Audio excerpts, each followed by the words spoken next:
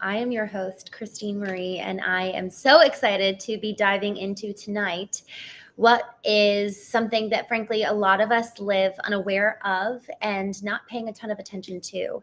And what we're going to be really leaning into this evening is ultimately what are the KPIs, the key performance indicators that are used at a subconscious level to measure the inputs and outputs of our life. And what we're looking at is not just the key performance indicators in regards to our four intelligences that we talk about a lot on the show: the emotional intelligence, intellectual intelligence, spiritual intelligence, and physical intelligence. But we are looking at the 8 categories of our life and the KPIs that should be used and that are absolutely necessary for each one of those categories. I mentioned this yesterday, and I want to just say it one more time. Frankly, I want to just remind myself of this in making this commitment to you. If at any point I feel myself kind of pulled away or distracted, I am committed to coming back and realigning myself in real time with you. It can be distracting as these shows are not premeditated. Frankly, I do sit and think about what I want to talk about with you, but it's not scripted or rehearsed. It's not polished. And a lot of it is literally real-time processing. And so in so doing, my mind can race and run in all these different directions. And so in coming back and kind of bringing me back into the context of what the discussion originally is, and ensuring that I don't get lost on a rabbit trail or even have something happen in real time that can distract me. I'm committed to coming back to alignment. And so what I might do sometimes is just pause and say, oh, I got distracted. And I'm just going to bring myself back. So that is my commitment to you. And this conversation is so incredibly important because in order for us to stop living on autopilot, we need to learn how to awaken ourselves to effectively awaken our subconscious and bring it into consciousness so that we're no longer living on default behaviors or default belief systems. And when I say vertical alignment, it really is bringing each one of those aspects, mindsets, behaviors, beliefs, into alignment under the hierarchical value system of the divine, followed by our ideal for ourselves. And this lends so perfectly to our conversation tonight about our own ideal. What is that? What are the key performance indicators that we have in place to ensure that we actually do live in alignment with that ideal? But for so many of us, we have never taken the time to even craft our ideal. And so we are living blind. We're living in reaction and in response to so many others. I've both in the Knowing Retreat and also in working with different founders, I find that so many times the key performance indicators that we have set up for our business are simply because of what I call the 3 C's: competitors, our customers, or even our colleagues. What is everyone else doing? And living in reaction rather than living with intention. This whole concept of key performance indicators is so incredibly important because apart from them, we have no measure of success. We have no indicator about whether we're heading in the right direction, whether we're actually making increased impact with what we're striving to do. And so when we think about these KPIs, so often they're talked about in business, but the more we're able to take this concept of measurement and valuation for the outputs to then inform the inputs and refine them, ensure that they're data driven, the more that we take that concept and apply it to other areas of our life, the more we'll actually be able to live with intention, the more we'll actually wake up from this state of autopilot, from this default type of behavior, this default type of living, and ensure that every single decision we make, every single habit, every single routine, every single interaction is one that is intentional. And so effectively, the KPIs that we have for our business and effectively our life in general are the very things that end up driving our lives. But we have to analyze them. And so that's what we're going to do tonight. I talked about, using these 4 intelligences, kind of the first of the guiding system. So what are the KPIs, the key performance indicators that indicate health around our intellectual intelligence, emotional intelligence, spiritual intelligence, and physical intelligence? That's so broad. And so what I was thinking is like, okay, well, let's break this down and hone this in further. And in so doing, there are 8 core categories of our life that will allow for us to really be able to judge and assess what are those KPIs in every regard. So number one is the professional, the calling and effectively your contribution in the world. And that would usually fall underneath the IQ. And then next we've got home and legacy. That's our family. And sometimes there's a mixture. If we're a founder, we've got a business, and the way that we show up with our family, we actually kind of pull into the business side if it's a family run business. So there's a lot of overlap there. For example, my family has a 100-year-old painting business. So there's a lot of overlap when it comes to legacy and the professional world. And so that's category number two. Category number one is professional. Category number two is family, home, and legacy. And then category number three is financial. And really that's our resources, our stewardship, and the way that we show up in the external world that ultimately is predicated in the IQ. How are we actually managing the output of the finances garnered through the professional? And then fourth is self, the identity and inner world of who we are. So that's the fourth category. And then number five is really health and vitality. We talk so much. Actually, I was at Genius Network 2 years ago, and I forget who Joe Polish had on stage, but someone effectively gave he gave a talk around health. And so much of his conversation was, you can say you want $1 billion net worth. You can say you want all these different aspects of what you're pursuing for your business in terms of KPIs. However, the reality is, if we do not have our health intact, it's almost like nullified. What's the point of having all that money if we don't have the health? So that's number five is health. Number six is social, our connection and community with those around us. That's the horizontal landscape. Number seven is spirit and alignment. It's a spiritual part of our life. And number eight is our environment. What is the atmosphere? What are the inputs?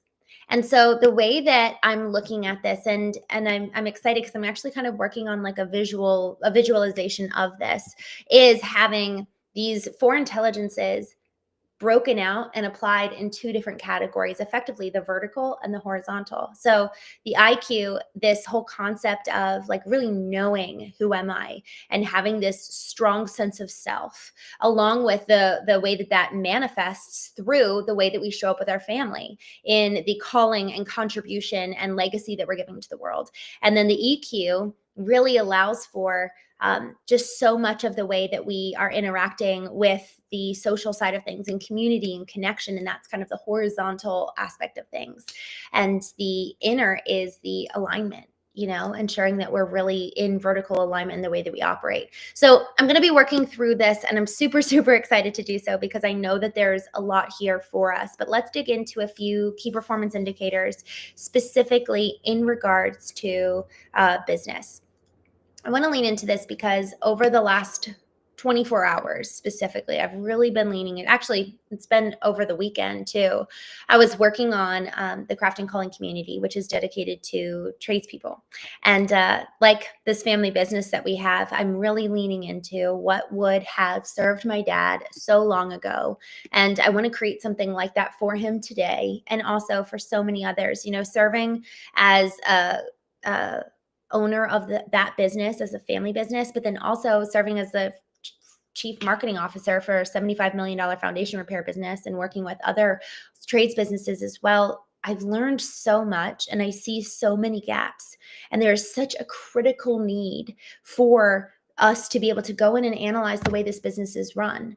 Yet when we don't have clarity about the KPIs, we end up chasing vanity metrics because that's what our customers are asking us to track, or that's what our competitors are saying that they track, or even our colleagues.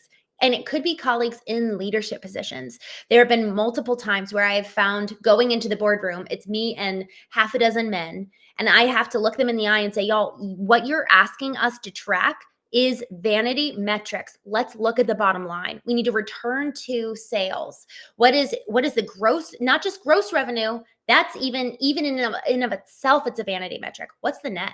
What are you actually pocketing?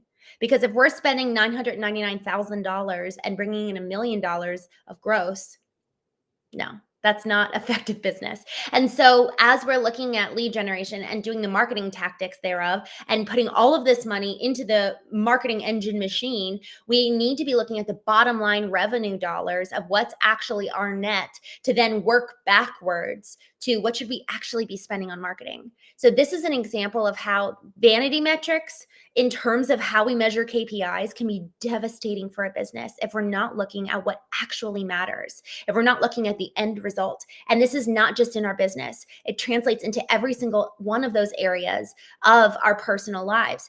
How is the health and vitality of my family? How are the actual measurements and areas of relationship with my family? Are my kids happy when I come home? Or do they hear my footsteps and immediately they're dreading, oh my gosh, mom's walking in. Clearly she's had a bad day. So our ability to measure the health and vitality of each one of these core aspects of our lives is incredibly important. And it begs the question, do I even have KPIs and metrics to indicate success in each one of these areas? Even if it's just one. That's so important. And so many of us have that set up for us in our business.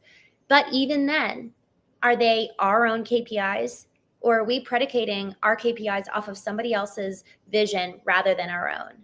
And so in this whole question of what are my KPIs, not just for my business, but in every area of my life, the question is, are they even mine to begin with? And so as I was thinking about just this conversation in general, I wrote down a couple of questions that, frankly, I really welcome you to ask along with me.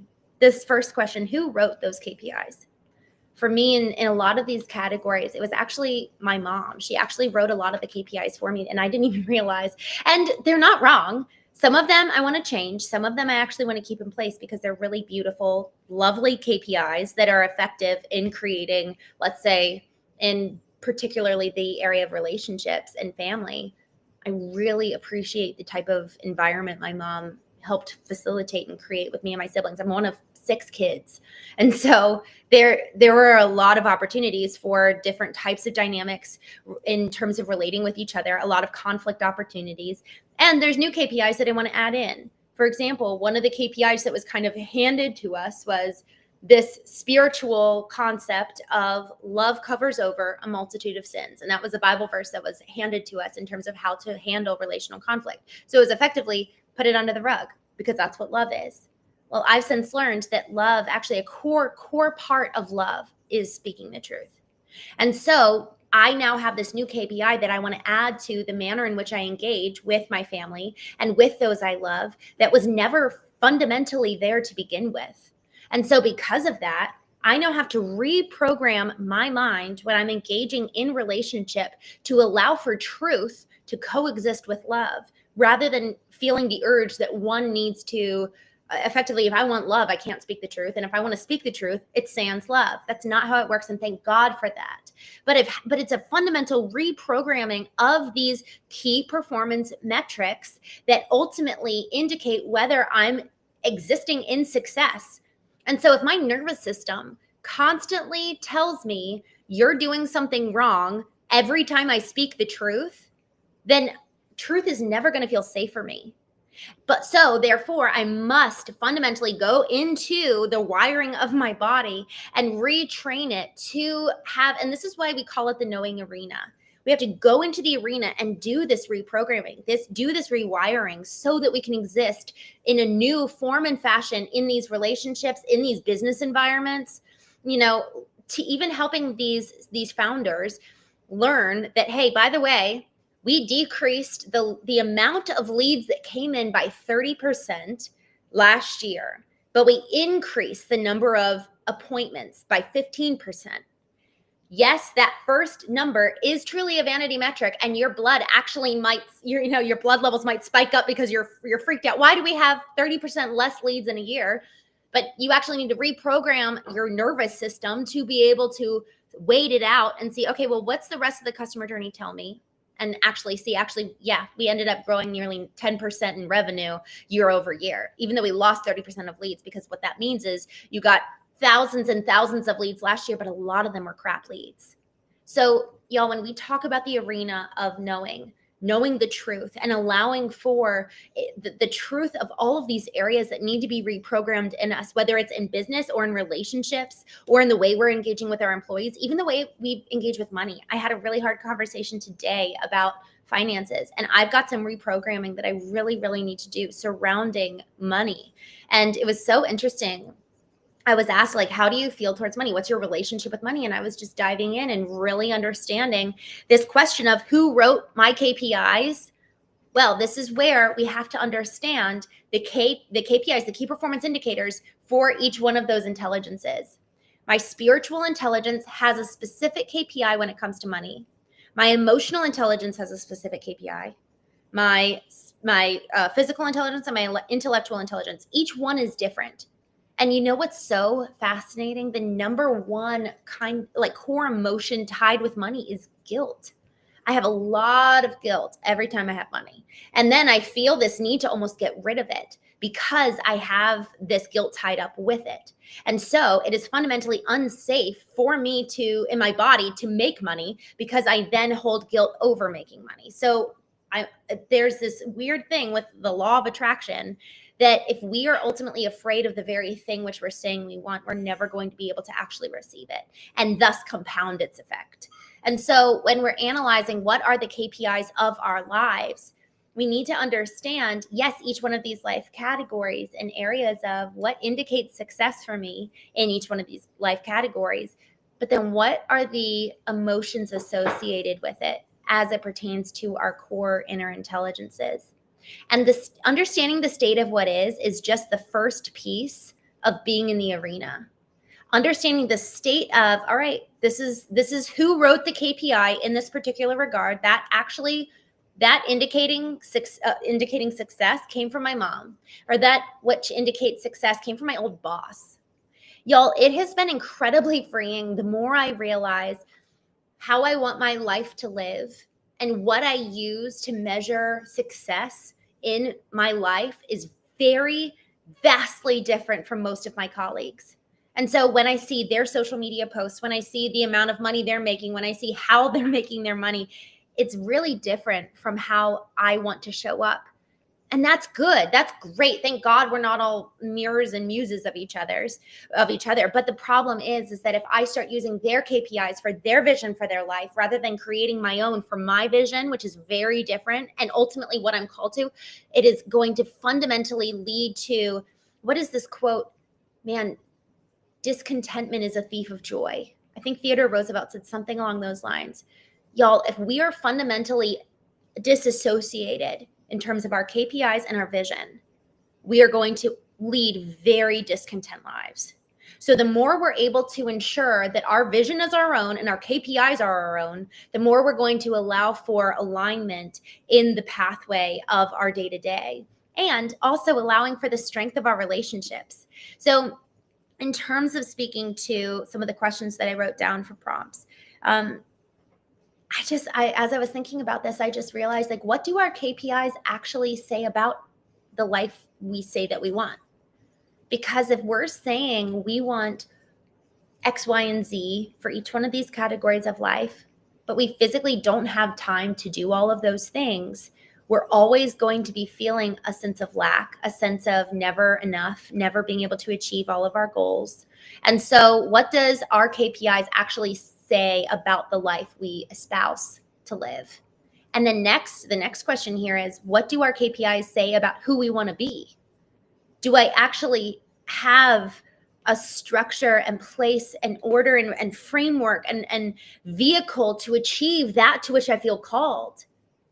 And if I don't have that outlined, and if I don't have clarity around that, there's always going to be this dissonance between contentment and gratitude for the life that we're living and who we are showing up as versus what we espouse. So the best and most clarity I've ever gotten is when I wrote my own eulogy.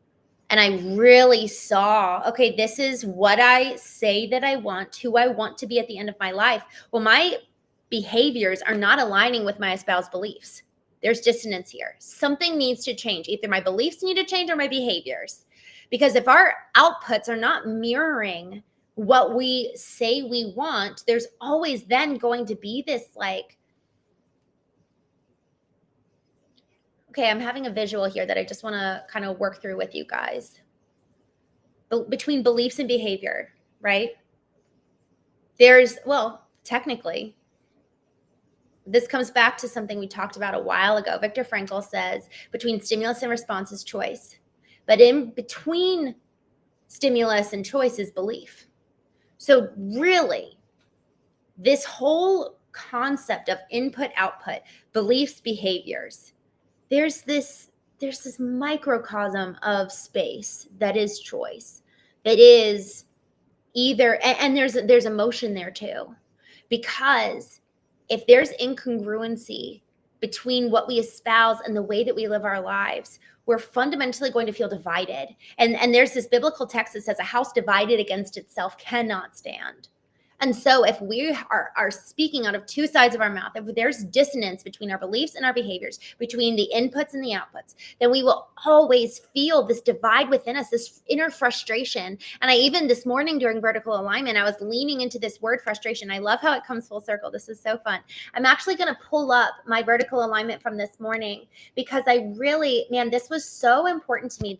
As I was writing out the word frustration, I almost just saw in my mind's eye this like caveman, the people who have hardly any, they're grunting. And when we say we're frustrated, it's almost like this grunt that doesn't mean anything because there are so many layers deeper that really unpacks the truth of what is about what's going on inside of us. And so as I was writing down this whole concept of frustration, I felt like, okay, this is the time for me to look in the mirror. Anytime I'm frustrated, that's actually not a real emotion. And so when we start having dissonance between belief and behavior, between input and output, there is something it is that sense of frustration. And I really want to lean into what that is. And I think, frankly, it could be different in regards to each one of these life categories. Every time our KPI is not actualized and we're not meeting that output target. So it really is like this machine. So the input is the espoused belief, and then a lot happens in, like, let's take the information processing system.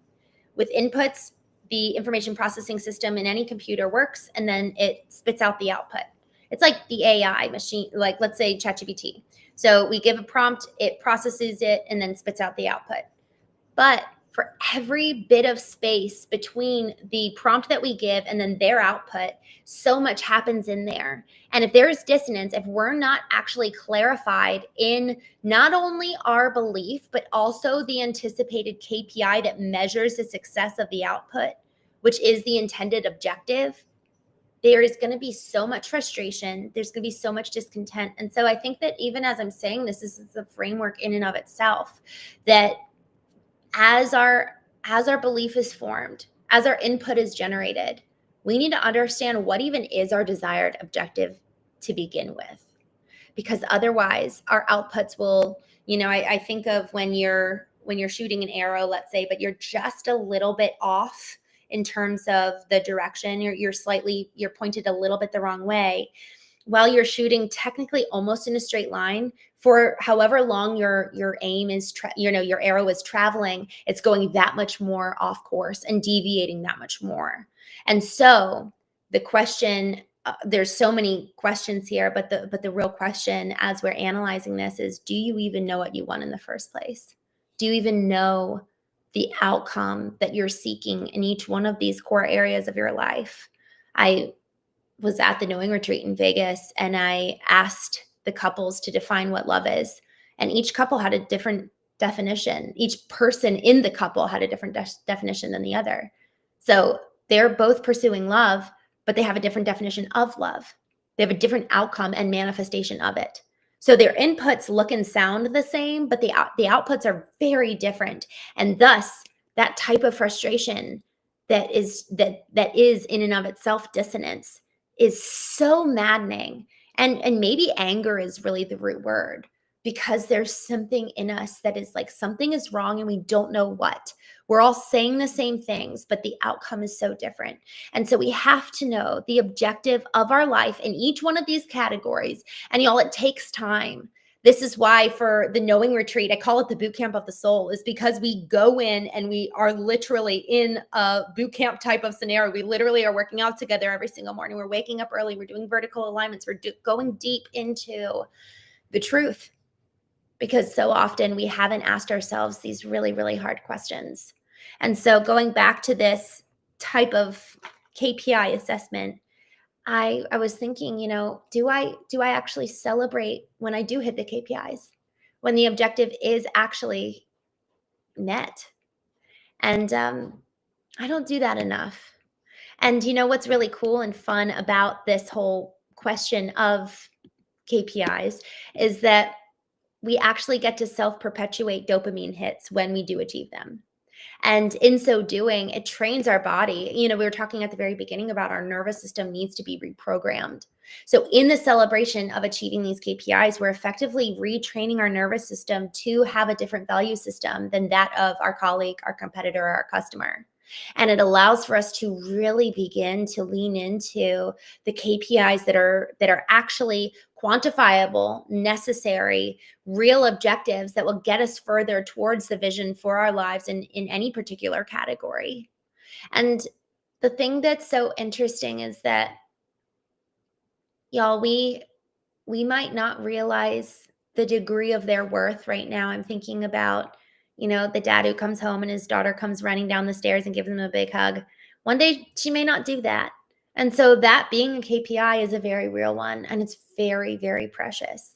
So let us not forget the small KPIs that are just as important as the big one, hitting that $10 million milestone, having that big business exit, because the reality is we don't want to look back over our life and have the regrets that so many of us see in the older generation, where they look back and they're like, oh man, I wish I'd really invested in my family. And much worse are those when it is too late, and maybe they've passed and then the kids have the regrets and it's too late. You can't change anything. So really, this whole question of what are the KPIs for your life is such an important time. And I do this biannually. I do this at New Year's and then around my birthday in July, really identifying what are the KPIs for success, what constitutes success in these different areas. And I'm heading to Prince Edward Island over the next 2 weeks. And I'm planning to do this again because frankly, there's so many opportunities and there's so many different directions that I could focus on right now that I really need to hone in and get so focused and so clear. Because when we're constantly being vied for in terms of time, attention, energy, all of a sudden our currencies are gone. Emotional currency is one of the highest and most precious, because you can give your time to someone, but if you're emotionally absent, it doesn't mean much. I see this a lot in working with different couples. I just see so often that one of them is showing up the way that the other asked, but the very definition of what it means to show up is dissonant from the other. And therefore, just so much space grows between them because their objectives haven't been actually articulated to each other, much less themselves. And so it is our radical responsibility to articulate our own KPIs, our own needs and goals and desires. I want to just quickly read this wonderful woman, Rochelle, on YouTube commented the other day. She said, an individual from another community mentioned what tremendous success he's been having listening to you. And I have been having a lot of personal growth as well, but my husband and son are not there yet. Let's just put it like this and say I'm concerned that they may never get there. And of course, I love my son with all my heart and my husband. And they're both wonderful, amazing people, except for the fact that they will not let go of the limiting program from their childhood. And then she said, when you're in a marriage, have a family, is it wrong to express to your family that you need certain behaviors to change, or at some point in the future, I may have to leave out of survival? And y'all, this is why it is so critical that we understand what our KPIs are, what our needs are, what our goals are in every single one of these categories of life itself. Because otherwise, if we don't know them for ourselves, one day we're going to wake up and we'll feel so dissonant from the people around us, but also from ourselves. And so this is what my response was to her. I said, Rochelle, thank you so much for your note. I'm so encouraged by hearing the individual you mentioned is having success. This work is both changing my life and it is also my mission. So your words mean so much. The dynamic of loving our people, partners, spouses, children, siblings, friends, while recognizing the ramification of unhealed or unprocessed experiences is so hard, especially considering the diverse personalities and aspects of those experiences. There is no one size fits all. I believe it is our fundamental responsibility to express and communicate what we need, and it is also our responsibility to model that type of behavior towards them, and most importantly, towards ourselves. Just this week, I realized I was wanting and needing something from my partner, but I wasn't giving it to myself first. I wasn't meeting my own needs. So while I certainly can and should express my needs, radical responsibility means that I meet it while also asking for it. Doing so removes hypocrisy from my ask and also shows them how I want to receive it. Vertical alignment, tending to ourselves, is always a precursor to horizontal alignment, engaging with others. Y'all, this whole element of KPIs in every single area of our life, we must know it in order to then communicate it. We cannot communicate that which we do not know. And we also cannot heal from that which we do not know. As of right now, for so many of us, we have subconscious KPIs and also subconscious goals. And so in us doing the work to understand the goal, understand the key performance indicators that measure the success of the goal, how close or how far we are to that goal, we then can start to communicate it to those in our lives. And when we talk about a goal, sometimes the goal is actually a wound that needs to heal. Sometimes it's a need that we want to have met. Because at the end of the day, isn't that what relationship is the ability to really come from an aligned place and engage with somebody else. And then love really can be the overflowing, because we're so aligned ourselves with it's not just love, it's also truth. I think that's it.